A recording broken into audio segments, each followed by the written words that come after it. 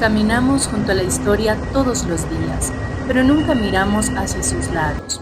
En las profundidades de Quito, en los pasillos de la estación Elegido, el espacio público se ha transformado en un lienzo de cemento. Miles de pasajeros cruzan por este espacio en el vaivén de la rutina del siglo XXI, ignorando que las paredes les gritan en blanco y negro.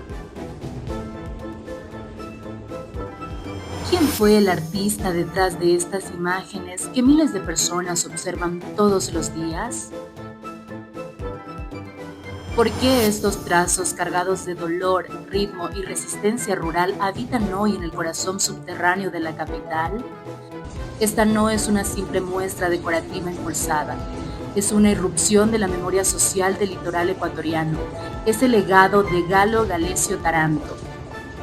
Conocerlo es un viaje necesario al corazón de la madera, la crisis y la dignidad de los pueblos olvidados del Ecuador.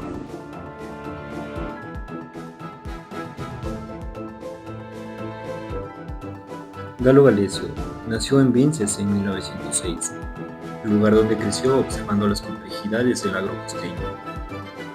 Su formación en la Escuela de Bellas Artes de Guayaquil y su posterior beca en la Academia Nacional de Bellas Artes de México revolucionaron por completo su concepción del arte. En el México de los años 40, Galecio se integró al taller de grafía popular, donde se dio cuenta que el arte pertenece al pueblo y debe servir a sus luchas. Para entender su mensaje, es necesario descifrar su técnica. La xilografía es el grabado en madera más antiguo del mundo. El proceso es físico, manual y violento. El artista dibuja en espejo sobre la madera y usa una herramienta metálica llamada gubia para vaciar las zonas que deben quedar blancas en el papel. La gubia, lo que no toca, permanece en la superficie para recibir el rodillo con tinta negra espesa. Galecio eligió la xilografía después de haber experimentado otras técnicas artísticas, porque este era un medio de producción múltiple. Una sola madera permitía estampar cientos de carteles y volantes. La xilografía era en esencia una imprenta de resistencia popular, un canal de comunicación masiva en una época donde la mayoría de analfabetos no tenían voz.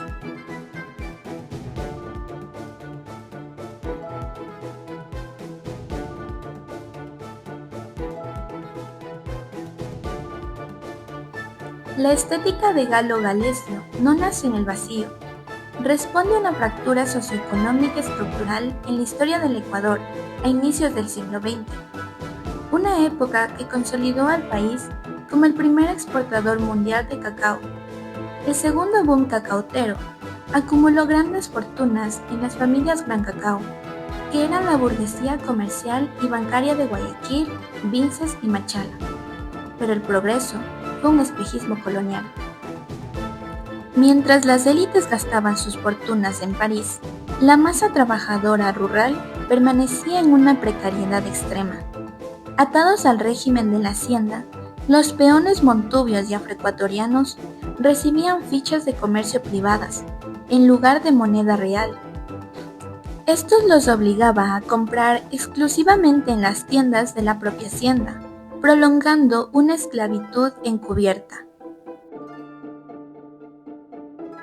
Alrededor de 1920, las plagas y la posguerra europea provocaron el colapso del mercado internacional del cacao. La riqueza se evaporó para los de arriba, pero para los sectores populares del agro, la miseria se profundizó y se volvió permanente. Esa desigualdad heredada, ese abandono del Estado y esa violencia social es lo que Galecio vivió en su juventud y decidió convertirlo en el núcleo temático de sus maderas talladas.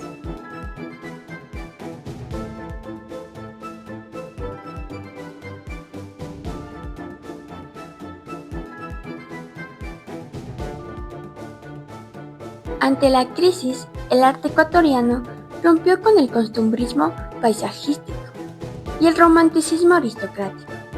Así nace el realismo social, una corriente político-estética que asume el arte como un instrumento de denuncia y transformación.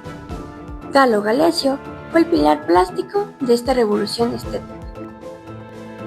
Vivió en Guayaquil, compartiendo el mismo departamento de debate político con Joaquín Gallegos Lara y su entorno. Existió una alianza orgánica e íntima entre la literatura de la generación de los 30 y la gráfica de Galesio. Mientras Gallegos Lara plasmaba en las cruces sobre el agua el olor de la masacre obrera, Adalberto Ortiz escribía la musicalidad y el sufrimiento de las cantares negras en tierra, son y tambor. Galo Galesio tomaba la madera y le ponía cuerpo, rostro y textura a esos mismos personajes. Él tradujo la rabia de la palabra escrita a la contundencia de la línea grabada. El realismo social encontró en Suburbia la síntesis perfecta, un arte despojado de adornos, directo y profundamente incómodo para el poder dominante.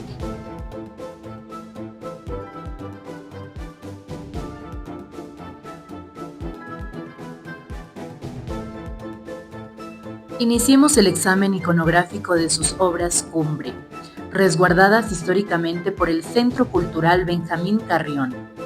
En el álbum Bajo la línea del Ecuador, editado en México en 1946, Galesio presenta el estereotipo colonial del negro sumiso y ocioso que defendía las caricaturas racistas de la prensa nacional. En el grabado Sangre en el Cauchal, el blanco y negro denuncia el asesinato impune del peón rural en el trópico. El análisis semiótico de Fruta Macabra es aún más escalofriante, inspirado en los linchamientos del sur de Estados Unidos. Galesio conecta el sufrimiento afroecuatoriano con la opresión racial global. Los cuerpos colgados se funden con la naturaleza. El paisaje exótico deja de ser un paraíso turístico para convertirse en una escena de crimen estructural. Sin embargo, Galesio no victimiza al pueblo.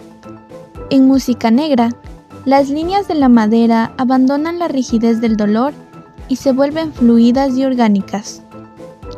La fiesta y el baile colectivo son interpretados como una potencia vital de resistencia, un acto político de soberanía cultural frente al racismo estructural. En La Tunda, el artista rescata la psicología y los mitos de la oralidad de Esmeraldas, dándole cuerpo visual a la cosmovisión afrodescendiente.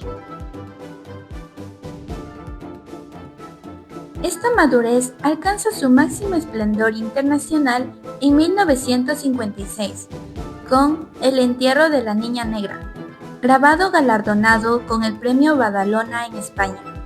Estructuralmente, es una obra maestra de dos planos. Abajo, la procesión fúnebre denuncia la miseria y la mortalidad infantil en el agro costeño abandonado. Pero arriba, Galesio subvierte el arte sacro colonial. Abre los cielos para pintar una corte de ángeles negros que reciben a la niña con música y juguetes. Galesio no solo denuncia la muerte, le devuelve la dignidad mística y la soberanía espiritual al pueblo oprimido. Las obras de Galo Galesio Taranto no habitan los muros del metro de Quito para actuar como un simple adorno o un maquillaje estético de la modernidad urbana. Son un documento histórico vivo, un grito tridimensional grabado en la madera que nos recuerda las luchas, el dolor y las voces de comunidades que el sistema económico intentó exiliar de la patria. Porque el arte no decora la historia, la denuncia.